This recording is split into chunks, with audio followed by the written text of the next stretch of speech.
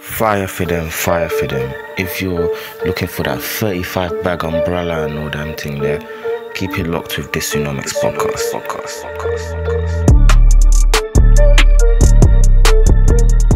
What's going on, people? Another edition of Monday Morning News, and let's get cracking with what the streets want to know. When are we gonna be free?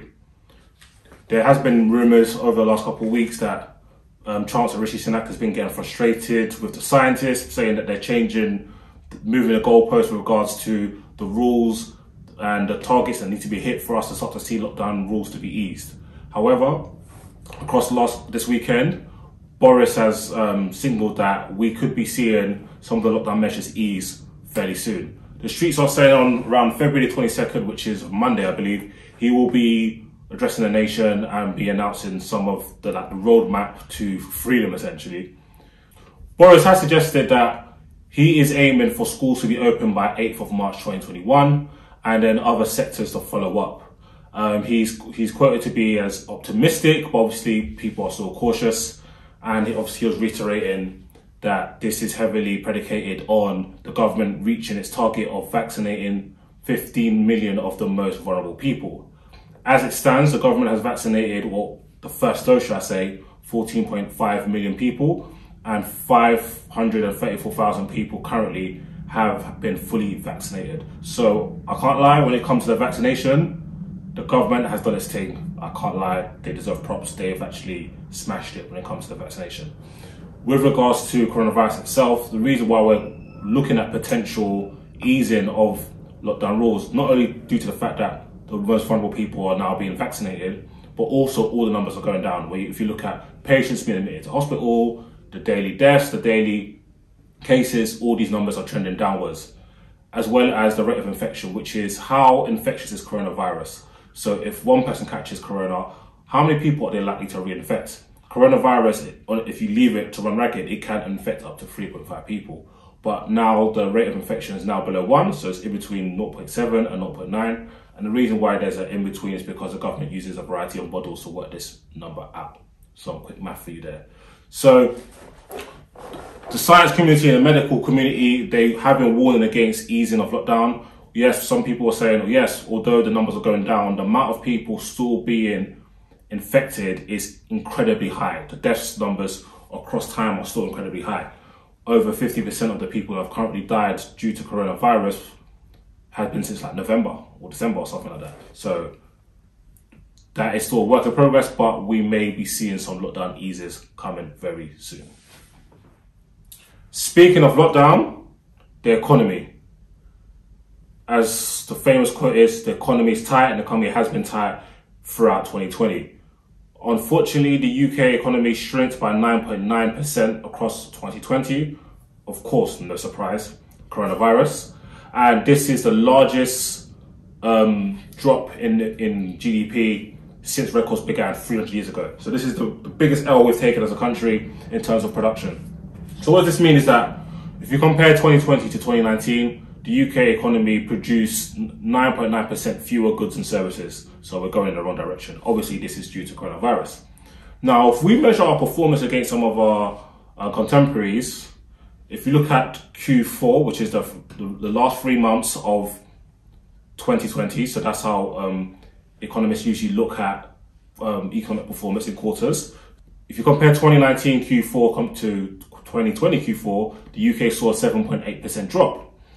This is they dropped twice as heavily as Germany dropped in that period and 3 times as heavily as the United States dropped. So it shows that other countries are in our ballpark in terms of economic capabilities haven't been panned as much as us. Now, why is that? We, of course, have been one of the worst hit countries in the world when it comes to coronavirus, which is a shambles. And that's caused for lockdowns and even longer lockdowns, which of course damages business because if no companies open, people can't go out and shop, people are saving more money, you're not spreading money around the economy, and everything just goes to shit. Some slightly good news.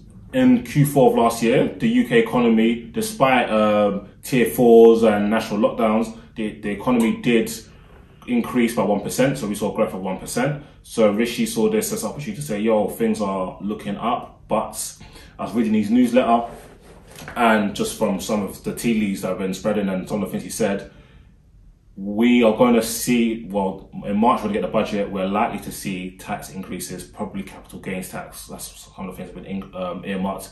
And he is quoted by saying that he has to be open and honest with the public.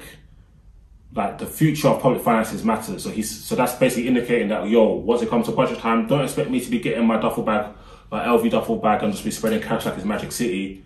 It's not going to be that, because we are in the mud. So that's something to look out for. So people, buckle up. Contraception, very, very random. To some of you, not very random. And this is post-Valentine's Day, so I'm not going to talk too much on that. But some contraceptive pills could be sold over the counter.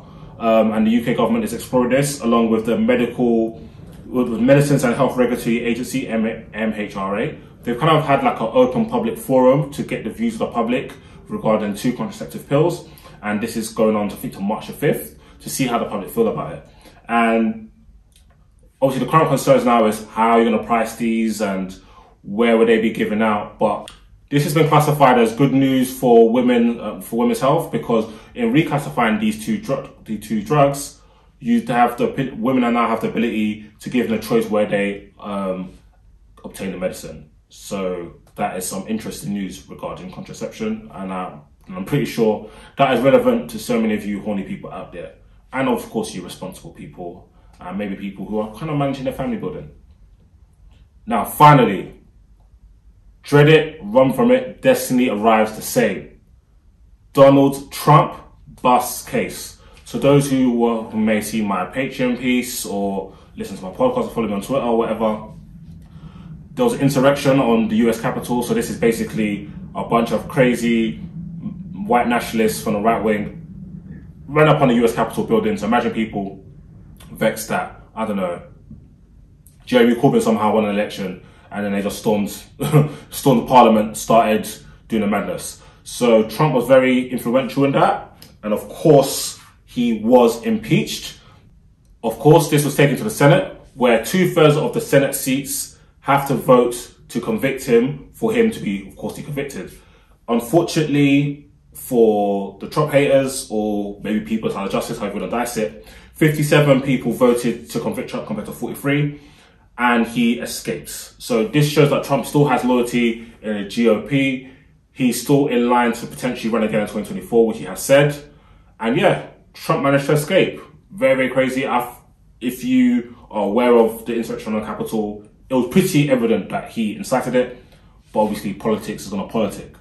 So yeah, that is it for this week's Monday morning news. Make sure you subscribe below. Mine's not a YouTuber, but I've been told I need to tell you to subscribe. So make sure you subscribe below. Make sure you jump on the Patreon. The link is going to be in the description. Patreon.com/DISUNOMICS for more lit content. By the time you're watching this, you should see me and David Bell's Market Talks, which will be coming to you weekly. And of course, listen to podcasts, SoundCloud, Spotify, Apple Music, everywhere. All the links will be below. And until next time, peace and blessings. God bless.